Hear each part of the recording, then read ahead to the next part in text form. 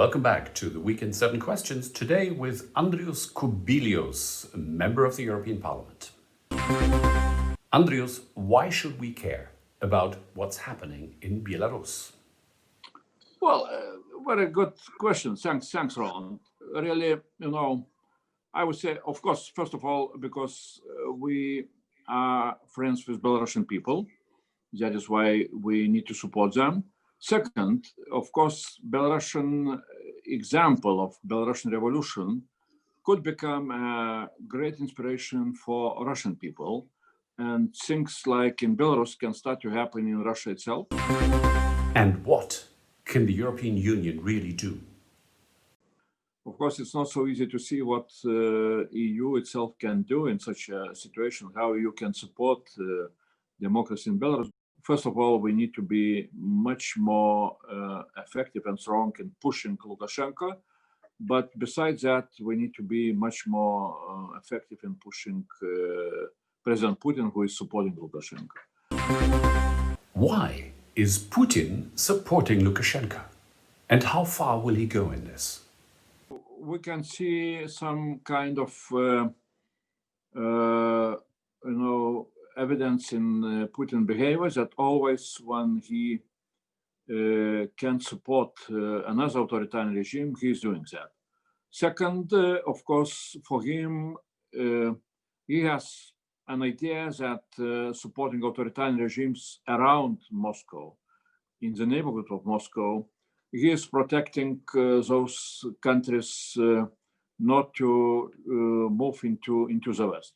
But that is a totally wrong approach, because his support to some toxic authoritarian regimes is bringing an opposite result.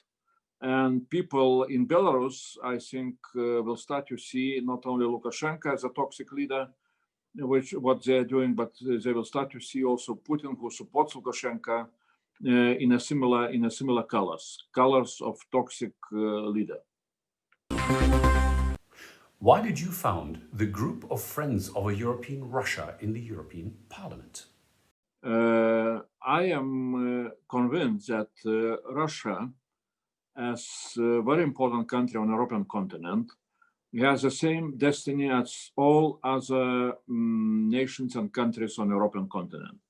Russia has possibility to become an European-type democracy, and that would be a very big benefit for the whole European continent and for Russian people themselves.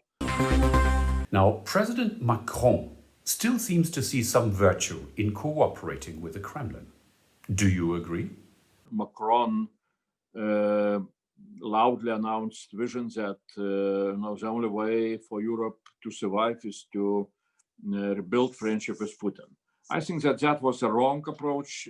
People who are advocating for the friendship with Putin do not believe that Russia can become a different one, that Russia can become a democracy. And friendship with Putin means that we need to accommodate ourselves to authoritarian and non-democratic Russian leadership, which is poisoning their opponents. So I totally disagree with such kind of approach. And that is why we are doing everything to assist democratic transformation in Russia. And what would a US President Biden really change in the West's ability to deal with Putin?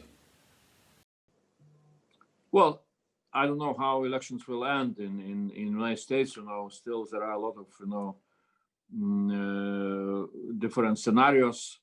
But in any case, I hope that President Biden, despite being Democrat and not Republican, but will follow the famous Republican President Reagan advice: don't be afraid to see what you see. And I hope that President Biden would be able to see what is happening in Russia and what is needed to be done in order to assist the Russian transformation towards democracy.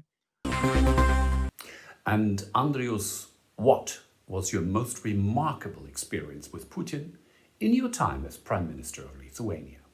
I don't know if that was a funny experience, but I remember well how in 2009 I had unofficial meeting in Moscow, in Novogoryova, in the residence of Prime Minister Putin at the time, with Prime Minister Putin. I came out and I say to my advisors, look, in my opinion, I knew that type of personality like President Putin from my knowledge of similar personalities in some districts of Vilnius, where in the night it was very dangerous to come in because local gangs were quite aggressive.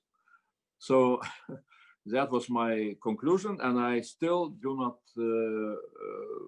reject that conclusion, about what kind of personality, for time being, unfortunately, we have as a president of Russia. Labai Arju, and thanks to all of you for watching. See you next week with another surprise guest.